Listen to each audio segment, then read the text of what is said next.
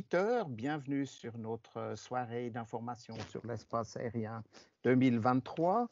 Je pense qu'avoir la série de noms que je vois sur mon écran, une grande partie des gens me connaissent et je les connais, mais pour ceux que je n'aurai pas l'honneur, je m'appelle Gaby Rossier, je suis le responsable du département espace aérien à l'Aéroclub de Suisse. Vous avez certainement tous reçu la nouvelle carte ICAO et ou la nouvelle carte vol à voile 2023. Et donc, si jamais il y a des questions, on pourrait suivre directement sur les cartes actuelles. Tout d'abord, les règles du jeu. Je vous demande de couper vos caméras et vos microphones. Et si vous avez des questions, vous avez un bouton « Lever la main » en haut de l'écran. Et vous appuyez là-dessus. Et Marc Robert, qui est notre spécialiste IT à l'Aéroclub de Suisse et qui s'occupe de la technique, m'informera s'il y a des questions. Si elles sont urgentes, posez-les pendant la conférence. Si elles sont moins urgentes, attendez peut-être la fin d'une partie pour poser des questions. Pour cette année 2023, on a relativement peu de changements de l'espace aérien. Donc, voilà le programme que je vous ai concocté pour ce soir. On va parler d'abord rapidement du redesign de l'espace aérien de la région de Zurich. Ensuite, on va parler des modifications de l'espace en 2023. Comme je vous ai dit, c'est une année assez tranquille. Par contre, après une année tranquille, en général, la tempête arrive et c'est à peu près ce qui va arriver en 2024. Donc, on va parler des changements qui sont déjà connus, prévus pour 2024. Ensuite, une petite partie sur la radio et la fréquence blabla. Une partie sur les plans de vol comme répétition de ce que j'avais déjà dit de l'année passée. Et on va parler brièvement du manuel IVFR de l'OFAC. Vous savez tous que le prix de la version papier est monté de manière assez forte et le prix est bientôt plus payable. Je vous expliquerai le pourquoi du comment. Un petit rappel aussi sur la TMZ nord-est de la Suisse et ce listening walk dans cette Suisse de l'Est. Un petit rappel sur les DAPS et les tirs militaires. Et en principe, on va clore la partie espace aérien là. Ensuite, on a la chance d'avoir Emmanuel Dufour de Skyguide, qui est du Human Resource Marketing and Employee Branding, qui va nous faire une petite conférence sur les contrôleurs aériens. Pourquoi cette partie? C'est que, en fait, Skyguide est en recherche de nouveaux contrôleurs aériens. Ils sont en manque. Pour vous donner un petit exemple, cette année, il y a eu la brevetation des nouveaux contrôleurs aériens il y a une dizaine de jours et ils ont pu en breveter 29 sur les 60 qu'ils auraient aimé breveter. Et il y a un fort manque de contrôleurs aériens. Et dans cet échange qu'on a, que ce soit avec le FAC Skyguide ou l'armée, je leur ai proposé de faire un petit coup de pub dans notre séminaire pour la profession de contrôleur aérien. On est vraiment en manque. Et nous, les pilotes, on est forcément aussi punis si on n'a pas assez de contrôleurs aériens. On aura des services qui seront forcément restreints tôt ou tard et autres. Donc, je pense que c'est notre intérêt réel d'obtenir plus de contrôleurs aériens et puis que le Skyguide puisse faire son travail normalement. C'est pour ça que j'ai accepté pendant le séminaire espace aérien de faire un petit coup de pub pour cette profession de contrôleur aérien. Pour tous ceux que ça n'intéresse pas, vous pouvez quitter la séance quand vous voulez, bien entendu, et puis nous rejoindre l'année prochaine. On va partir sur la première partie, Redesign Zurich. Comme vous le savez, c'est une histoire qui commence à dater. Hein. Le début a commencé en janvier 2018 par une lettre de mission. La version actuelle est la version 3.1. C'est donc la même que je vous ai déjà présentée l'année passée, où Winterthur et Specht sont toujours dans la CTR. Pourquoi ça a pris beaucoup de retard? C'est parce qu'on a cherché avec le FAC, comme vous le voyez ici, un nouveau modèle pour faire une autre approche que l'approche qu'on avait jusqu'à présent. L'approche actuelle était basée sur les 98 procédures IFR, que ce soit de départ ou d'arrivée. Et puis, on a mis tout autour de toutes ces procédures une zone tampon de 3 nautiques. Et avec ça, on a une CTR qui, bien sûr, est un peu plus grande que l'actuelle.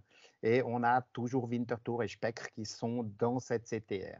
Donc, pour essayer de contrer un petit peu cette ce fait qu'on devrait faire fermer Winterthur et Spectre, on a proposé une autre approche, et cette approche, c'est de regarder avec les violations d'espace aérien actuelles et qu'on puisse faire une analyse de risque. Et en aviation, vous savez tous que le risque acceptable, c'est 10 puissance moins 9. Et on a fait faire par une start-up de Winterthur, enfin le FAC a fait faire par une start-up de Winterthur une analyse avec les chiffres et les trajectoires réelles des violations de l'espace aérien de Zurich pendant une année. Et puis, cette analyse de ce collision risk modeling montre qu'en fait, on n'a pas besoin partout de 3 nautiques de zone tampon, mais que 2,5, voire aussi souvent 1,7 nautiques suffisent pour maintenir ce risque en dessous de ces fameux 10 puissance moins 9. Et je n'ai pas encore vu tous les chiffres définitifs. Ils sont arrivés il y a une dizaine de jours à l'OFAC. J'ai pu voir la partie depuis le secteur ouest jusqu'au secteur nord, donc seulement un quart du cadran. Et on voyait bien qu'on gagnait sur quand même pas mal de points où on pouvait gagner un demi-mile, un mile, et puis diminuer un petit peu la CTR. On a aussi remarqué que le final approach fix, donc le point d'approche final des approches, avait été tout le temps considéré comme devant être dans la CTR, ce qui n'est pas une obligation légale. Donc là aussi, on va pouvoir gagner encore un petit peu. Et en fonction de tout ça, on devrait pouvoir sauver les aérodromes de Winterthur et Spectre qui soient en dehors de la CTR. La prochaine version devrait arriver bientôt puisqu'on a reçu maintenant ce Collision Risk Modeling pour tout le cadran. Et pour le moment, je n'ai pas d'informations de l'OFAC pour quand c'est prévu, mais ça devrait pouvoir arriver dans les semaines ou les mois qui viennent. Actuellement, je vous remonte les cartes que je vous avais déjà montrées l'année passée pour ceux qui étaient là.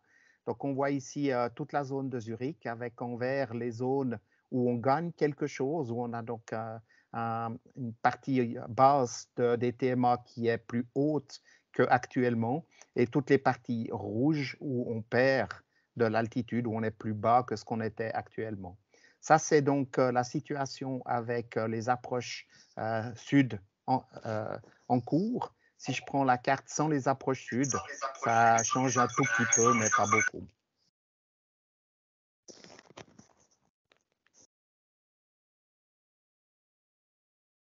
Juste que j'arrive à trouver mon prochain slide, voilà. Donc, si on reprend les buts qui avaient été fixés au début en 2018, pour le moment, on n'arrive pas au but prévu. Hein. Les buts étaient que l'espace aérien devait être moins complexe, que le nombre de violations de l'espace aérien devait pouvoir être réduit de manière significative. Hein. On parlait de 25% à l'époque. Actuellement, le design est tout aussi compliqué qu'avant, donc on n'a pas vraiment de raison d'obtenir une réduction des violations d'espace aérien. On voulait aussi réduire le nombre de procédures IFR, hein, les IFP. Actuellement, il y en a 98 et pour le moment, on n'arrive pas vraiment à obtenir une réduction de ces 98 procédures parce que SkyGuide dit que si on en enlève une, on ne pourra plus jamais la remettre en vigueur. Et ils ont donc beaucoup de réticence à enlever des procédures. Ce qu'on peut comprendre à notre époque, c'est beaucoup plus facile d'essayer de maintenir ce qu'on a que d'essayer de réobtenir après ce qu'on a supprimé. On devait aussi rendre la complexité du système, réduire la complexité du système pour que ça soit plus facile de l'utiliser. Et on devait aussi essayer de maintenir les émissions de bruit et de ne pas les augmenter.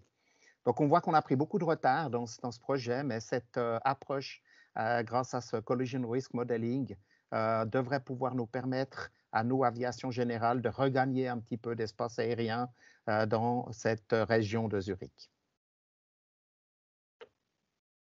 Les modifications de l'espace aérien pour cette année, et comme je vous ai dit, il n'y a pas beaucoup. C'est pour ça qu'on va discuter de pas mal d'autres sujets ce soir, vu qu'on a le temps. Donc, la consultation a eu lieu avec l'AIC 006-2022 et la mise en vigueur a été très, très rapide par le FAC. D'habitude, ça se fait au mois de janvier. Là, c'était déjà le 22 novembre. Donc, le FAC a été vraiment très rapide cette année. Et tous les changements sont en fait des LSD existantes qui ont été converties en LSR. Il y en a 18 qui ont été convertis.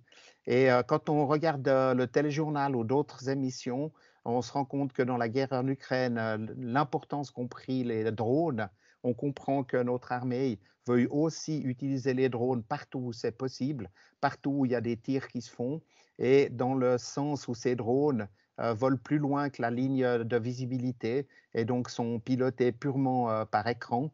Et on comprend que l'armée ne veut pas prendre le risque que des aéronefs traversent ces zones. En plus du métal qui vole, les obus, il y a des drones qui sont en l'air et on peut comprendre que l'armée veuille obliger les aéronefs à contourner ces zones. Maintenant, l'aspect qui est moins réjouissant, c'est qu'avant, c'est clair, quand on avait des LSD, des zones de danger, en ayant une attention plus élevée, on avait le droit de les traverser, entre guillemets. Aujourd'hui, c'est restreint et il y a un côté punitif qui est lié avec ce changement, qui plaît à personne, bien évidemment. Mais on a essayé de convaincre l'armée et l'OFAC de ne pas être trop punitif quand même, de donner au moins un joker au début à tous les pilotes et puis qu'après, il fallait être raisonnable sur les punitions aussi. Donc là, on fait tout notre possible pour adoucir le meurtre, mais voilà, quoi, ça devient des LSR, c'est restreint, et donc ça sera interdit pour ceux qui ne remplissent pas les conditions demandées pour pouvoir traverser ces zones. Une bonne nouvelle toutefois, la LSD 18 à Thun, celle qui partait depuis Thun en direction du Stockholm, a été abrogée. Il n'y a plus de tirs militaires qui se font dans cette zone. Et donc, un petit gain pour nous, une zone en moins.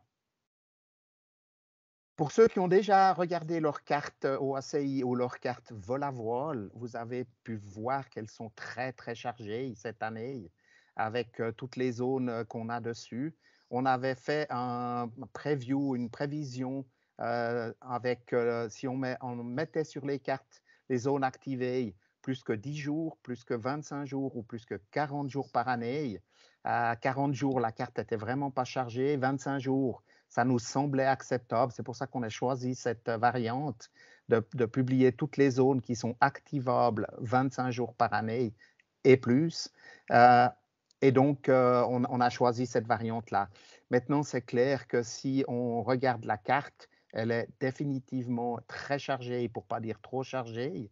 Là, je vous présente la carte ICAO de cette année. On voit que dans la partie centrale, ici, c'est très difficile d'arriver à voir quelque chose. Si j'agrandis la chose, la lisibilité de la carte est vraiment très, très difficile. Donc, on est bien conscient de ça. Quand on a fait les prévisions, comme je vous dis, ça nous semblait jouable. Maintenant, quand on voit la réalité sur la carte papier, c'est vrai que c'est extrêmement chargé et on va en tirer les leçons pour l'année prochaine. On va certainement changer quelque chose. Si on regarde maintenant la carte vol à voile, vu que le fond n'est pas une carte aux 500 000, mais une carte aux 300 000, on s'en sort un petit peu mieux, c'est un petit peu plus lisible. On arrive mieux à voir les zones et surtout les références de ces zones. Et là, ça paraît acceptable comme ça, en tout cas plus que sur la carte ICAO. Comme je vous ai dit, pour l'année prochaine, on va tirer les leçons et puis on va certainement changer quelque chose de manière à rendre cette carte plus lisible. La carte ICAO ou la carte vol à voile pour l'année prochaine seront probablement sur une base de carte 300 000, voire 250 000, et devraient, de par ça, être nettement plus lisibles. On va passer au point suivant, les changements prévus pour 2024. Alors pour 2024, comme je vous dis, il y a des gros changements qui arrivent. Hein. On aura sur la place de Meiringen des nouvelles TMA pour une approche RNP, donc une approche au GPS. On aura sur la zone de Sion, la CTR va changer de forme et il y aura des TMA non seulement à l'est comme actuellement les TMA d'approche militaire qui vont être transformés dans des TMA civils. Donc qui pourront être activables aussi le week-end. Et on aura aussi des TMA à l'ouest. J'y reviens tout à l'heure. Et puis, ce qui est prévu pour l'année prochaine, personnellement, je ne suis pas encore convaincu qu'on sera prêt pour ça, mais l'adaptation des CTR et des TMA de Zurich et du Bundorf en fonction de ce redesign dont on a déjà discuté. Pour Non, la partie de Meiringen, donc c'est des dessins que j'ai fait moi comme ça d'une manière assez rapide. Donc ne prenez pas des repères et puis de dire ah ouais mais là ça devrait être 300 cm plus à gauche ou à droite. C'est vraiment fait de manière très sommaire. Si on reprend la situation actuelle avec comme fond la carte OACI, on voit qu'on a ici à droite, à l'est, on a des TMA d'approche. Et à l'ouest, on a actuellement aussi des secteurs d'approche qui permettent une approche pratiquement dans l'axe de la piste, pas tout à fait, mais par contre avec un angle d'approche assez élevé. Et pour une approche RNP, malheureusement, on ne peut pas approcher de manière aussi raide que ça et on va devoir rajouter un nouveau secteur d'approche qui sera plus au sud, plus dans l'axe du lac de Brienz, où les approches pourront se faire sur un angle acceptable pour ce genre d'approche GPS. Et donc, on va rajouter ces secteurs. Il y aura probablement 3 TMA. La première qui devrait venir environ jusqu'ici, la deuxième environ jusque-là et une troisième TMA. La MAA qui est en train de mettre ces TMA sur pied est en étroit contact avec le monde du vol libre parce que c'est clair dans la région, que ça vienne du Niederhorn ou du sud, il y a énormément de vols libres qui se font là en parapente, entre autres, des vols commerciaux. Il y a environ 22 000 vols commerciaux de parapente qui se font dans cette région chaque année, où on essaye de coordonner de manière à ce que eux, qui sont les plus gros utilisateurs de la région, soient le moins punis possible ou le moins embêtés possible par ces secteurs d'approche. Ces secteurs d'approche, initialement, auraient dû être activés que pour la période du VEF. Après, on s'est rendu compte que finalement, il fallait aussi que les pilotes et le contrôle aérien puissent s'entraîner. Il y a donc 7 semaines cette année d'entraînement qui sont prévus, qui seront publiés par DAPS, évidemment. Et nous avons fait attention, nous avons obtenu de la MAA qu'ils acceptent que pendant les semaines d'été où on a beaucoup de vols libres, respectivement de planeurs, qui sont sur les crêtes dans les zones de thermique ou les routes de thermique, que ces vols puissent avoir lieu. Donc, on a obtenu que pendant les semaines d'été, ces approches s'arrêtent au plus tard à 11 h, voire à 10 h 30, ce que l'armée a accepté. Et ça sera donc en principe publié par DAPS jusqu'à 10 h 30 pendant les semaines d'été. Il n'est pas exclu, par contre, que pendant le printemps et l'automne, on ait des activations pour toute la journée de ces nouvelles 3 TMA pour les approches RNP de Meiringen. Sujet suivant, là, je pense qu'il va vous intéresser le plus ce soir, c'est le CTR et TMA de Sion. Alors là aussi, c'est des dessins que je vous ai fait moi-même, c'est fait maison. Actuellement, les dessins officiels sont encore confidentiels et changent de réunion en réunion. Donc, ça ne fait pas grand sens ce que je vous présente, l'état actuel, qui ne sera certainement pas l'état définitif. Donc ici, on voit la CTR de Sion, les 3 zones de TMA. Et de nouveau, on a un petit peu le même problème qu'à Meiringen. Si on fait des approches dans l'axe de ces 3 TMA, on survole la région ici avec le Breithorn et d'autres montagnes assez élevées, ce qui nous donne une approche assez raide, ce qui n'est pas jouable pour des approches civiles. On va donc devoir modifier les TMA ici à l'est, de faire une zone environ comme ça, pour avoir une TMA 4, voire une TMA 5 ici, de manière à pouvoir faire des approches IFR civiles dans l'axe de la vallée au-dessus de Rarogne et avec un léger virage après prendre le nouvel axe de la vallée du Rhône. À l'est, on va créer 3 TMA. De nouveau, la première viendra environ jusqu'ici, la deuxième jusque-là et la troisième jusqu'à la frontière française. Ces TMA ne sont pas des TMA d'approche, mais uniquement des TMA de départ et de remise de gaz. Et elles seront activées uniquement, pardon, je suis revenu en arrière, désolé. Elles seront activables uniquement pendant l'hiver, en principe, donc du 15 décembre à Pâques, du vendredi midi au lundi midi. Ça concerne donc vraiment les vols charter pour le ski, pour la saison touristique de ski. Et il y aura quelques activations possibles pendant le reste de l'année qui seront faites via NOTAM ou via DAPS. mais ça sera un nombre assez restreint d'activations. Il sera aussi possible pour l'armée, bien sûr, de réactiver les zones. On parle d'environ 20 journées par année où l'armée pourra activer aussi les TMA naturellement pendant le VEF et pendant d'autres événements. Donc voilà pour 2024 pour la région de Sion. Du moment où ces zones sont activées qu'uniquement le week-end, l'hiver, ça ne devrait pas trop gêner toute l'activité de parapente, respectivement de planeur. Et pour les autres activités hivernales, comme le vol sur glacier, en principe, les pilotes glaciers sont habitués à pouvoir demander des crossings et des zones comme ça, et ça ne devrait pas être trop contraignant. Pour le redesign de Zurich, comme je vous ai dit, on n'a pas de nouvelle carte. C'est toujours la version 3 points que je vous ai montré au début, respectivement l'année passée, qui est actuelle.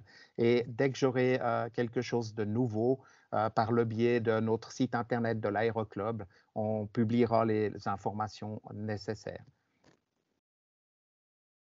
La radio, vous savez probablement tous qu'on a une fréquence dite fréquence blabla, 123,45. Malheureusement, cette fréquence, c'est un peu une légende urbaine. Cette fréquence blabla, ou la fréquence Schnurri en suisse allemand, n'a jamais été officiellement déclarée comme telle. Et en fait, c'est une fréquence qui est utilisée pour du data transfert, du data link. Et on entend, si on est attentif, on entend des petits craquements sur cette fréquence. On a l'impression qu'il n'y a personne qui l'utilise, mais en fait, quand on commence à parler sur 123,45 et que pendant ce temps-là, il y a ces petits craquements, on est en train de perturber tout ce transfert de données. Et, il nous a donc été demandé d'arrêter d'utiliser cette fréquence. Et pour compenser cette fréquence qui n'a jamais été officielle, on a demandé au niveau européen de recevoir une nouvelle fréquence. Alors, elle est malheureusement moins facile à mémoriser, mais pour ça, on en a reçu deux. Ça sera 123,065 et 123,135 qui ont été attribués comme fréquence blabla, comme nouvelle fréquence blabla. Et je vous prie, s'il vous plaît, de ne pas les utiliser jusqu'à ce que ça soit officiel. Elles sont encore utilisées pour d'autres choses dans certains pays et on pourrait perturber ces transferts de données ou autres jusqu'à ce qu'officiellement ça soit donné pour ces fréquences blabla. Ça devrait être le cas quelque part au milieu de l'année et au milieu de l'été. On devrait recevoir définitivement ces deux fréquences pour pouvoir parler entre avions, parler avec une équipe au sol pour une récupération, etc. Donc, comme on utilisait la fréquence 123,45 avant, on aura ces deux fréquences à disposition. Plan de vol, un petit rappel. Pourquoi est-ce qu'il est important de clôturer les plans de vol? Je vous rappelle que lorsque vous soumettez un plan de vol, derrière, une fois que vous l'avez envoyé, le plan de vol, il part sur deux systèmes différents. Un qui est le système de contrôle aérien. Peut-être que Emmanuel Dufour, qui va vous faire la petite conférence après de SkyGuide, pourra vous en dire un petit peu plus dans les détails, si jamais il a quelques informations plus complètes que moi. Donc, ça part sur un système de contrôle aérien et un système de Search and Rescue. Pour le contrôle aérien, votre plan de vol, il sera actif que lorsque vous l'aurez effectivement après activé. Par contre, pour la partie Search and Rescue, dès que vous avez donné votre plan de vol, il est actif immédiatement dans ce système. Donc, si avant d'aller voler, vous voyez, ah non, finalement, il fait mauvais temps, j'y vais pas, je n'ai pas encore activé mon plan de vol, donc pas de conséquences. De fait, il est déjà actif dans la partie Search and Rescue et les recherches vont commencer après l'heure prévue pour commencer les recherches. Donc, c'est important que vous clôturiez toujours le plan de vol, même si vous ne l'avez pas activé. Dès que vous avez donné le plan de vol, clôturez-le une fois que vous avez fini ou que vous avez décidé de ne pas faire le vol. Ça, c'est les chiffres qu'on a eus pas les 2 dernières années, mais en 2019 et 2020. Et comme vous pouvez voir, on a environ 1300 à 1500 vols qui ne sont pas clôturés dans les délais, qui demandent une petite recherche téléphonique et autres. Et sur ces 1300, 1500 vols, on en a eu entre 2 et 300 qui ont amené après à une action effective. Et si on commence à faire des recherches avec un hélicoptère ou d'autres moyens, les frais qui pourraient être imputés après aux pilotes négligents commencent aux environs de 50 000 francs et montent nettement plus haut. Donc, ce n'est pas juste un petit peu d'argent de poche qu'il faudra payer si on veut vous mettre tous ces frais sur le dos, mais c'est des sommes qui sont vraiment loin d'être négligeables. Donc, n'oubliez pas de chaque fois clôturer votre plan de vol via la radio ou bien via le numéro de téléphone 0800 IFR VFR ou en chiffre 0800 437 837. Merci d'être attentif à ça et d'essayer de diminuer ces alarmes non nécessaires. On va passer à la partie suivante, le manuel IVFR de l'EFAC. On a eu lors de notre dernier atelier VFR, j'ai fait une proposition. L'EFAC se plaignait que le nombre d'abonnements diminuait fortement, donc en fonction de ça, on devait augmenter les prix. Cette année, le prix de la formule papier est de 255 francs et en fonction de cette augmentation de prix, on a bien sûr de plus en plus de défections. On avait l'année passée environ encore un peu plus de 4000 abonnements pour la version papier. Cette année, il y en a moins de 3500 et donc l'année prochaine, le prix devrait de nouveau augmenter. On a en plus une augmentation du prix du papier qui est vraiment exorbitante. Hein. On parle de plus de 50% de coût du prix du papier en plus. Et donc, ce prix de 255 francs pour l'abonnement papier devrait probablement passer du côté de 400 ou 500 francs l'année prochaine, ce qui n'est plus du tout raisonnable. J'ai donc proposé à l'OFAC de supprimer cette version papier à la fin de l'année, parce que ça sera définitivement plus payable. Et pour ce faire, il faudrait créer une nouvelle application qui, elle, devrait être gratuite. Donc, SkyGuide est rentré en discussion et on essaye de trouver maintenant le financement pour pouvoir faire cette application d'une manière analogue à ce qui se fait en France avec l'application SIA ou en Allemagne ou en Italie ou en Autriche. Tout autour de nous, il y a des applications gratuites qui sont existantes et on a un petit peu le dernier des Mohicans en Suisse à faire payer cet abonnement. Et donc, voilà, j'ai un peu fait un deal en disant, si vous nous faites une application gratuite, on pourrait soutenir le fait que la version papier soit stoppée à la fin de l'année. Comme j'ai écrit, est-ce qu'on va l'obtenir? Pour le moment, c'est dans les mains des chefs qui sont en train d'essayer de trouver le budget pour pouvoir faire cette gratuité.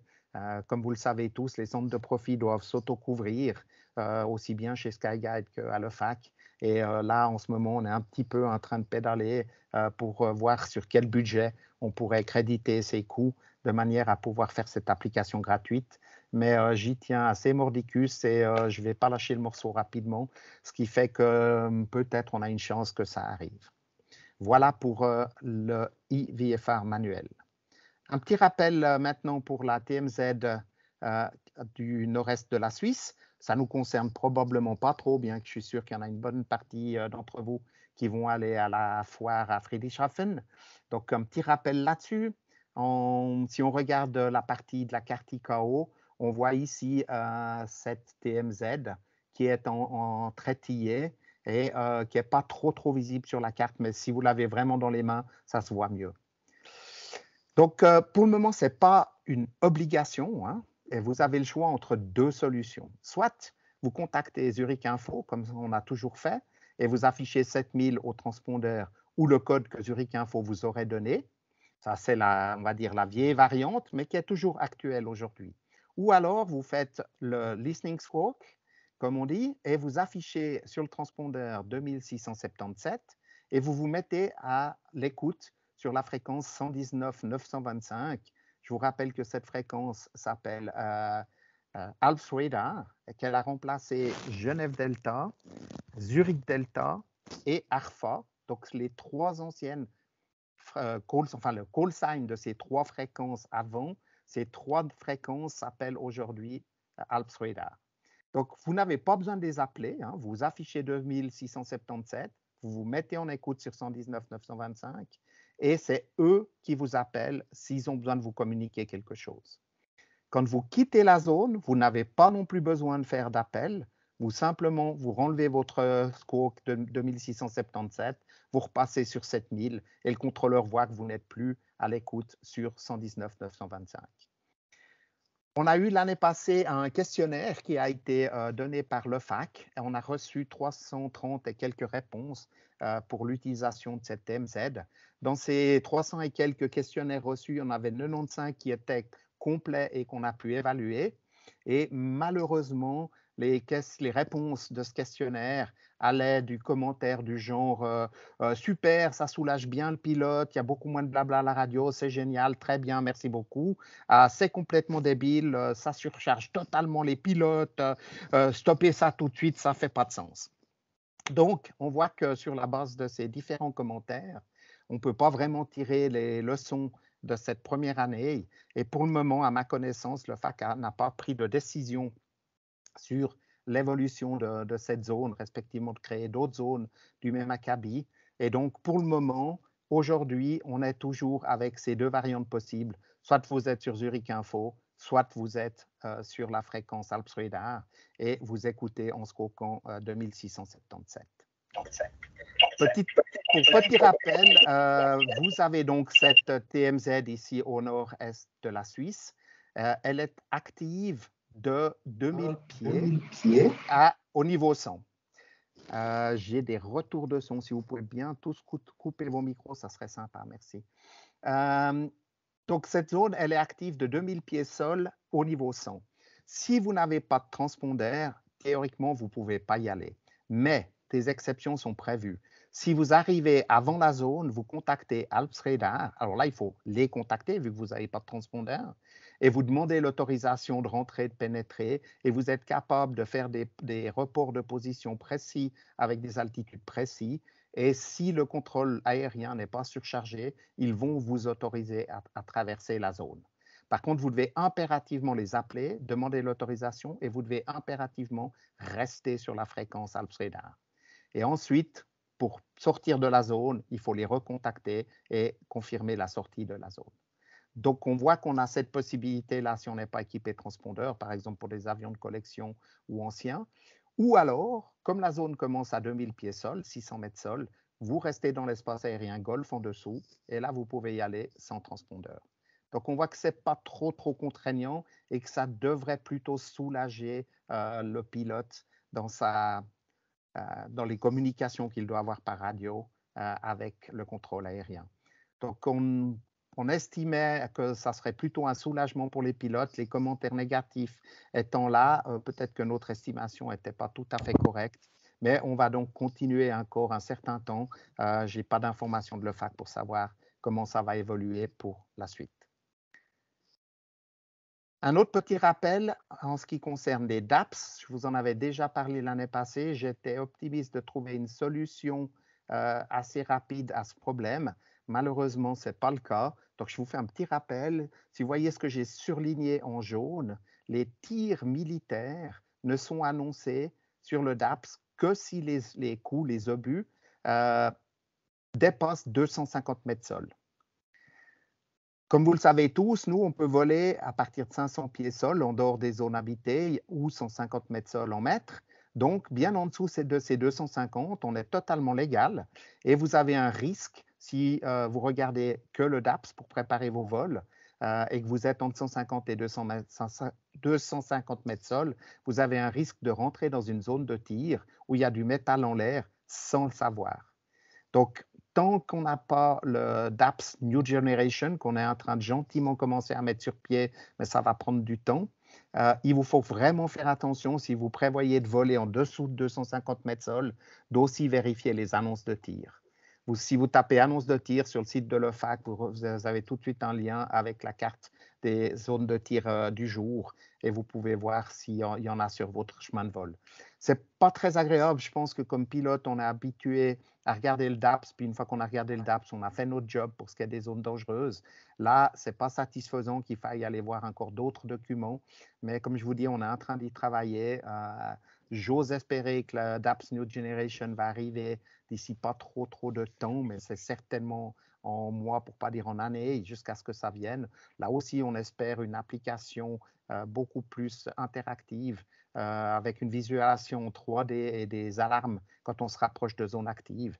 Et on ose espérer aussi que grâce à une application moderne, que les chefs de tir des différentes zones de tir puissent stopper l'activation de leur zone, ne serait-ce que pour 1 heure, s'ils font 1 heure de pause avant de reprendre les tirs 1 heure plus tard, qu'on puisse désactiver la zone pour des périodes plus grandes qu'1 heure. Donc, on espère une bonne amélioration pour les pilotes, mais c'est de la musique d'avenir. Donc, pour le moment, faites attention. Si vous prévoyez de voler en dessous de 250 mètres sol, vérifiez les avis de tir. Voilà pour tous ces petits rappels. J'ai fait ça au pas de charge. On a 20h35. Je vais maintenant passer la parole à Emmanuel Dufour, comme je vous ai dit, du Human Resource Marketing and Employee Branding de Skyguide. Pourquoi est-ce qu'on fait dans un refresher d'espace aérien une partie Skyguide? C'est assez simple. En fait, Skyguide est en manque de contrôleurs aériens. Pour la petite histoire, il prévoyait d'en breveter 60 il y a 2 semaines en arrière. Et malheureusement, pendant la formation, environ la moitié ont quitté la formation ou ont échoué. Et il n'y a eu que 29 brevetés. Donc, on n'est de loin pas dans le compte. Il manque beaucoup de ces contrôleurs aériens, malgré que c'est une profession, comme j'ai écrit, de rêve avec un point d'interrogation, bien payée, avec des salaires déjà corrects pendant la formation. Emmanuel va vous raconter tout ça. Il en manque vraiment beaucoup. Donc, ce n'est pas vraiment en lien avec l'espace aérien et l'aéroclub de Suisse, mais je pense que c'est notre intérêt à nos pilotes que Skyguide ait assez de contrôleurs aériens afin de pouvoir nous offrir un service correct, de par exemple pouvoir laisser monter les avions largueurs de parachutistes dans la région de Zurich. Actuellement, c'est très difficile parce qu'il manque un contrôleur en moyenne à Zurich l'automne et ce contrôleur qui manque ne permet pas d'avoir la flexibilité nécessaire. Donc, c'est vraiment dans notre intérêt à nous tous, pilotes, parachutistes, Vélivol, etc., d'avoir assez de contrôleurs chez Skyguide. Et ça me fait vraiment très plaisir de passer la parole à Emmanuel Dufour. Emmanuel, à toi la parole. Pour ceux que ça n'intéresse pas, ben, vous pouvez nous quitter. Je trouverais ça un petit peu dommage, mais, je vous encourage à rester parmi nous et je reprendrai la parole après la partie d'Emmanuel Dufour et de Skyguide. Emmanuel, à toi Super, la merci, merci Gabi, et puis bonsoir à tout le monde.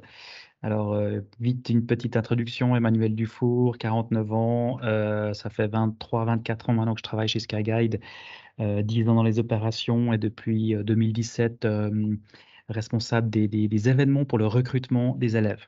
Alors, tout ce qu'a dit Gabi, c'est correct. On a un turnover qui est quand même assez rapide hein, chez Skyguide. La retraite est à 56 ans. Donc, c'est vrai qu'aujourd'hui, on est dans une situation où on est à 3-4 ans dans le futur, court terme, vraiment à la recherche d'élèves et de futurs contrôleurs. Un grand merci de m'accueillir aujourd'hui pour vous expliquer. Moi, je vais juste prendre 10 minutes pour vous expliquer le recrutement. Et puis, je pense et j'en suis certain que vous êtes vraiment la cible qu'on recherche parce que le bouche à oreille aujourd'hui, au-delà des réseaux sociaux, notre présence sur des universités ou des salons des métiers, elle est très bien. Mais le bouche à oreille de passionnés d'aviation et de passionnés de l'industrie d'avion, c'est vraiment notre cible. Et puis, c'est aussi comme ça que ça marche. Notre background, il est assez basique, hein. On ouvre la porte presque à tout le monde. Donc, on demande de base une maturité. Alors, ce n'est pas la même maturité gymnasiale. Aujourd'hui, on parle de maturité. Ça peut être école ECG, école de culture générale, ECC, école de commerce, le gymnase, etc. Donc, tout ce qui est maturité, c'est OK. Un CFC de n'importe quel métier. Alors, pour la petite histoire, moi, je suis menuisier et je suis arrivé dans l'aviation à 26 ans par hasard. C'est vraiment un background professionnel ou d'études. C'est OK pour nous. Pourquoi l'âge de 18-28 ans? Tout simplement, comme je vous l'ai dit tout à l'heure, une retraite à 56 ans. Et puis, c'est des régulations un peu européennes, hein. Par exemple, la NATS en Angleterre, c'est 24 ans. En Italie, c'est 26 ans. Donc, c'est vrai qu'il y a des âges qui évoluent par rapport en Europe. Nous, c'est 28. C'est une décision qu'on a prise en interne. L'investissement de l'entreprise pour la formation des contrôleurs, elle est assez énorme, hein. De former un contrôleur, c'est entre 800 et 900 000 francs sur 3 ans. Et en fait, le ratio 28 ans, 56 ans, donc le nombre d'années que vous allez travailler pour Skyguide, va un petit peu compenser cet investissement financier, d'où un peu cet âge 18-28. Il faut être suisse pour être contrôleur militaire, donc basé à Payerne, à Emmen, à Alkmaar ou à Dubendorf. Contrôleur civil, vous pouvez être de l'Union européenne, donc aujourd'hui on est 28 en Europe, ou alors avec un permis C si vous venez d'ailleurs, d'Amérique du Sud ou n'importe où dans le monde. Donc Suisse pour les militaires et sinon européen ou permis C pour commencer, pour se présenter. Il faut la langue locale, c'est clair, plus un niveau d'anglais. Alors, ne me demandez pas d'écrire en anglais. Niveau vocabulaire, grammaire, les 90% des contrôleurs sont assez nuls, je dirais. Nous, c'est vraiment le parler et la compréhension, hein, mais vous le connaissez bien sur la fréquence, vous êtes pilote. Je pense que vous imaginez bien que la conversation à 99% du temps est en anglais et on ne va pas commencer à écrire les conversations entre pilote et contrôleur. Donc, vraiment, un parler et une écoute importante. Pourquoi niveau B2? C'est un peu niveau first. Tout simplement parce qu'après, on va vraiment leur apprendre la phraséologie aéronautique que vous connaissez aussi en français et en anglais, ou en allemand et en italien, bien sûr. Le profil qu'on recherche, c'est assez proche des pilotes, hein, raisonnement logique, esprit d'équipe, faculté d'effectuer plusieurs tâches, le multitasking, hein, très important dans le métier, mais également dans le cockpit. La responsabilité, c'est clair, une stabilité psychologique, et puis fiabilité, c'est surtout au niveau des horaires, hein. C'est clair qu'un horaire de contrôleur, c'est 7 heures de travail par jour, pause comprise. La loi nous interdit de travailler plus de 2 heures devant un écran radar. Donc, en fait, notre tour de travail, ça va être 2 heures max, 20 minutes de pause, 2 heures max, 40 minutes de pause et la fin du tour, ce qui correspond à 5h40 effectifs devant un radar. C'est vrai que quand vous finissez, si vous commencez votre tour de travail à 5h40 le matin, vous avez un petit coup de fatigue à midi, midi et demi, vous aimez bien que votre collègue arrive 10-15 minutes avant pour le briefing et puis commencer son tour.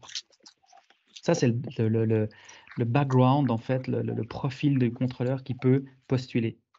Si vous avez ce profil, là, c'est le cursus de sélection. Donc, postulation en ligne, c'est une postulation basique, un CV, lettre de motivation, les papiers de votre background professionnel. Et puis, tout ce qui est en rose-rouge, c'est des étapes éliminatoires. Donc, le test 1 et 2, c'est des tests psychotechniques sur ordinateur qui ressemblent un peu au test Sphère. D'ailleurs, si les pilotes élèves de chez Sphère, quand ils font les tests Sphère, ils n'ont pas besoin, enfin le numéro 1 ne sera pas pris en compte parce que c'est des tests qui se ressemblent quand même pas mal. Donc, test 1 et 2, psychotechnique, environ 4 heures avec un PC, et on va checker réactivité, mémoire courte, planification, anticipation, etc., vision dans l'espace, des sujets qui sont quand même importants pour le métier. Si les 2 premiers tests sont passés, techniquement, vous êtes capable de faire le métier, vous avez les compétences, vous avez les aptitudes pour faire le métier de contrôleur. Journée découverte, ça va être des stages, hein, à gauche, à droite, à Sion, à Payerne, à Genève, où vous voulez, pour un peu sentir, hein, voir l'environnement de travail, la place de travail, avoir des contacts avec les contrôleurs et contrôleuses, voir un peu qu'est-ce que c'est le job au final. Un examen oral d'anglais, là, ça va être comme là, un Teams, hein, un échange avec quelqu'un qui va parler anglais. On va lui poser des questions sur une des photos qu'on va lui montrer, photos d'aéroport, d'avion, qu'est-ce qu'il voit, voir un peu si son anglais et sa compréhension est fluide. Test d'aptitude numéro 3, c'est un camp. C'est un camp qui va durer 24 heures où on va réunir une quinzaine d'élèves ensemble, tout mélangé, germanophone, francophone, italianophone. C'est clair que la langue sera l'anglais et on va faire du team building. C'est quoi ce camp de sélection? On va avoir des psychologues, des experts en facteurs humains qui vont pas analyser, mais ils vont juste regarder comment les candidats se gèrent et comment ils sont dans un groupe. On parlait voilà, de teamwork avant, ben, voir un peu si les personnes sont plus dans le leadership, un peu timides, un peu grande gueule, un peu, vous voyez ce que je veux dire, hein? On cherche quand même des gens, qui prennent leurs responsabilités, qui amènent leurs idées et là, on va vraiment faire des exercices, on va voir un peu, comment se comportent les gens, si ça match déjà avec les personnes qui sont, sur leur place de travail. Test un entretien, avec, des militaires. C'est juste pour voir, en fait, cette cohérence, hein, tous les objecteurs de conscience ou les personnes qui ont fait un peu les foufous pour se faire virer de l'armée. C'est clair que s'ils veulent travailler pour l'armée, ça va pas être très cohérent et puis l'armée va refuser, en fait, ces candidats qui veulent travailler pour eux. Donc voilà, c'est juste un entretien avec les militaires. Un check médical. Pourquoi on le fait à la fin, ce check? Tout simplement parce que ça a un coût. Là, on fait passer vraiment tous les élèves qui ont passé tout le processus. Ce check médical est entre 900 et 1 500 francs. Il y a des tests sanguins, voilà, on va chez un ophtalmologue, on fait vraiment un test assez poussé au niveau de la vue, des oreilles, un peu comme les pilotes. Donc vous connaissez les classes médicales, hein. Vous, les pilotes de chasse, c'est classe médicale 1, les pilotes classe médicale 2, nous, c'est classe médicale 3. Et puis là, ben voilà, tous ceux qui passent toute la sélection vont passer ce test médical. Tous les autres n'auront pas besoin. Et au final, eh ben, on a, qu'on a le contrat de formation qui est un contrat de travail. Toutes les personnes qu'on forme, on les garde. Comme je vous l'ai dit, hein, le coût est assez élevé. Il y a aucune règle qui retient, hein, les contrôleurs.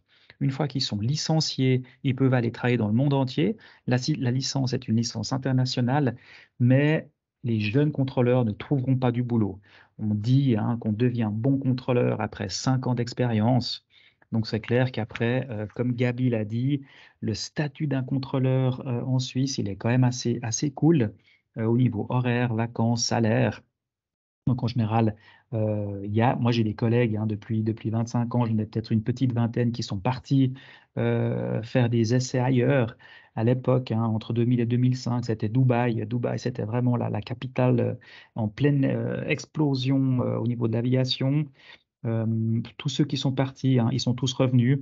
Pourquoi? Parce que, au-delà du côté financier, peut-être à Dubaï, il y a 20 ans, l'aspect, intérêt est un peu, sexy du métier. En Europe, on a quand même beaucoup, beaucoup de chance, surtout la Suisse, hein, on est situé au niveau géographique, au centre de l'Europe, entouré des plus gros aéroports du monde. Le côté, ouais, motivant du métier, il est vraiment super intéressant en Suisse, que ce soit IFR, VFR, avec les reliefs montagneux et les changements de météo rapides. C'est un boulot qui est hyper dynamique, qui n'a pas, forcément à Dubaï. Vous avez passé toute la sélection, vous signez ce contrat de formation, contrat de travail. Donc c'est une formation qui est rémunérée, pendant les 3 ans. Là, c'est marqué 2 ans et demi, c'est 3 ans de formation, hein. 1 année à Zurich, 2 ans sur la place de travail. La première année à Zurich, les élèves seront payés 4 000 francs par mois, plus, un appartement qui sera prêté, un appartement ou une chambre, en des appartements en coloc ou des chambres qu'on prête aux élèves. À la fin de la première année à Zurich, à Dubendorf, ils seront sur la place de travail. En général, les francophones, ben, Genève, Payerne ou Sion. Là, il y aura un salaire de 5 500 plus, des petits horaires, ben, les horaires irréguliers vont débuter. Les élèves n'ont pas le droit de faire des nuits, mais c'est sûr qu'ils vont bosser les tard jusqu'à 23 h minuit et puis, dimanche, jour férié et cetera, ça ils y échappent pas. La formation pratique sur simulateur, hein, place de travail avec coach, instructeur. Comme je vous l'ai dit, c'est une formation reconnue. Là, c'est marqué en Europe, mais elle est internationale. Et puis, contrat de travail, suite à la formation. À Zurich, on a 6 mois de basic training où là, on va faire toute la théorie, météo, route aérienne, compagnie, et cetera, avec quelques heures par semaine de simulateur. Et là, on va voir un peu les forces et faiblesses des élèves pour leur position de travail. C'est clair que de travailler à la tour de contrôle, au centre de contrôle ou bien à Payerne ou à Sion, bah, c'est un métier qui est totalement différent avec des aptitudes et des compétences qui sont totalement différentes. Donc là, on va voir un peu les forces et faiblesses des candidats, puis on va un peu les aiguiller par rapport à leur choix aussi, c'est clair, hein. Mais quelqu'un qui va absolument travailler à la tour de contrôle de Genève et puis qui est hyper doué à la planification et la vision à moyen long terme, ben, on le verra plus à l'ACC, donc au centre de contrôle.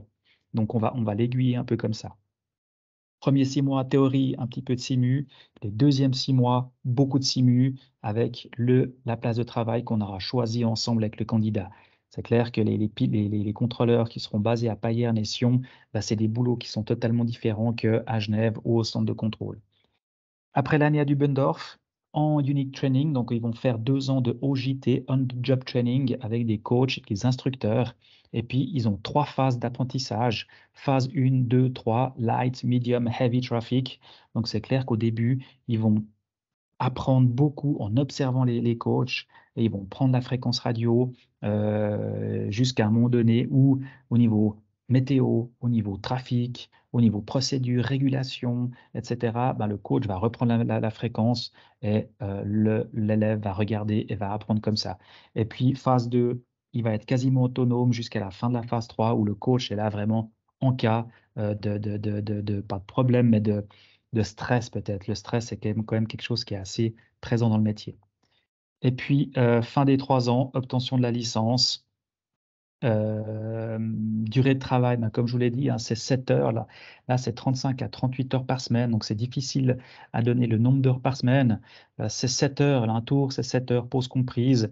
Si vous faites un tour de nuit pendant la semaine, ben, après la nuit, vous avez toujours 3 jours de congé.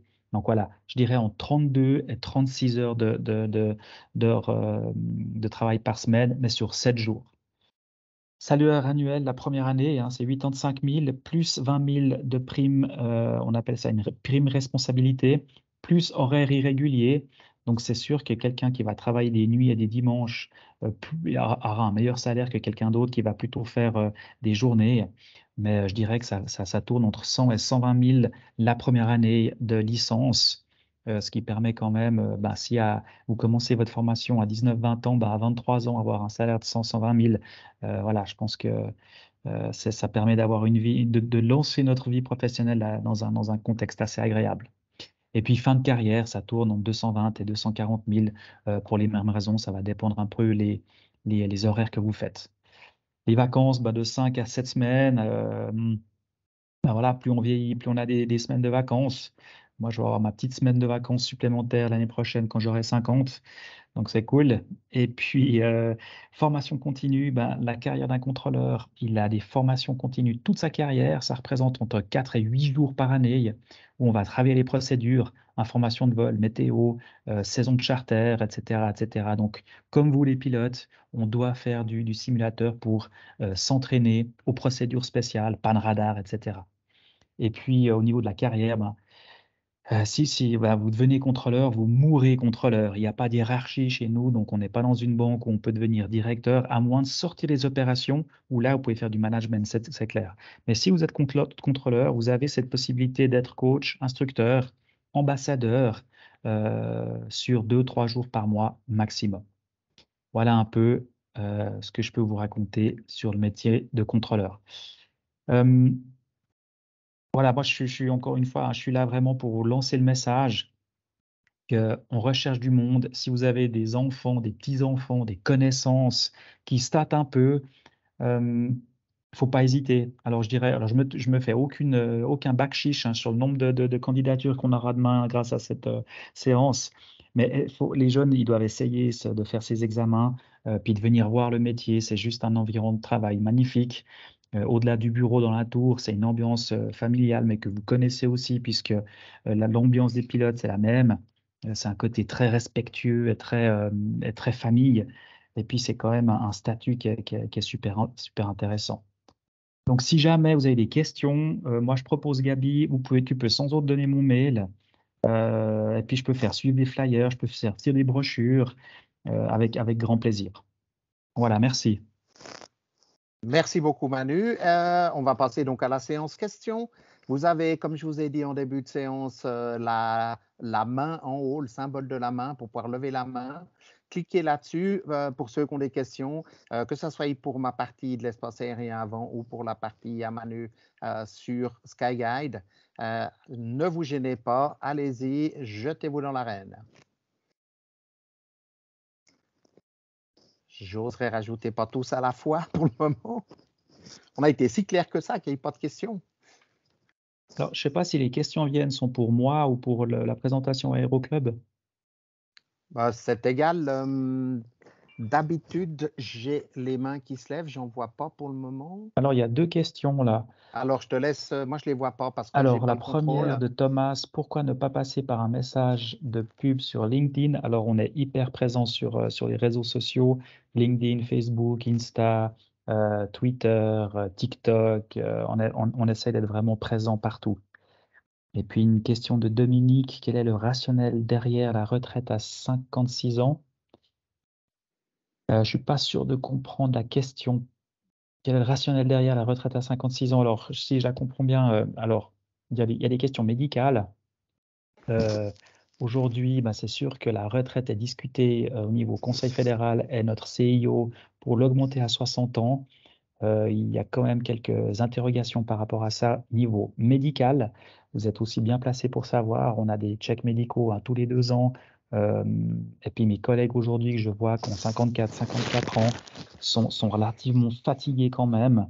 Je ne sais pas où on va aller avec ces discussions d'augmenter la retraite. Voilà, je ne sais pas si c'est exactement ça, mais voilà, c'est une réponse que je peux donner. Alors oui, il y a un no-go en cas de problèmes médicaux. Daltonien, effectivement, ça passe pas possible. Donc, premier check au niveau des yeux, c'est chez un opticien. On va faire le test basique Ishihara et puis on a des maxima minima au niveau de la vue. Et les daltoniens, oui, ça pose problème. Oui. Donc, c'est un no-go s'il y a un problème médical. Et il y a un no-go si on a pris des médicaments en étant jeune. Je prends l'exemple qui revient quand même assez souvent des jeunes de 20 ans qui ont pu prendre de la Ritaline pendant un laps de temps pendant leur jeunesse. Malheureusement, ils ne pourront pas aller plus loin dans la sélection de contrôleurs. Ok, tu as encore d'autres questions? Moi, je vois toujours pas de main Alors levée. non, il n'y en a aucune qui est arrivée. Ah, Ok, j'ai repris il y a Alain Buller qui demande si les présentations seront disponibles. Alors oui, les présentations seront disponibles online dès demain matin probablement. Si Marc Robert est aussi efficace qu'il est d'habitude, ce que je n'ai absolument aucun doute, il est absolument fabuleux à ce niveau-là. Marc Robert mettra tout ça online demain matin. Donc vous aurez la possibilité de soit de décharger les deux présentations, soit celle à Manu et la mienne, et vous pourrez aussi de manière vidéo revoir toute la conférence de ce soir sous forme de vidéo. Donc, ça sera online en principe dès demain matin. D'autres questions? Je vois toujours pas de main qui se lève, moi. Manu, tu as quelque chose, toi, qui s'affiche chez toi? Alors moi, j'ai plus rien.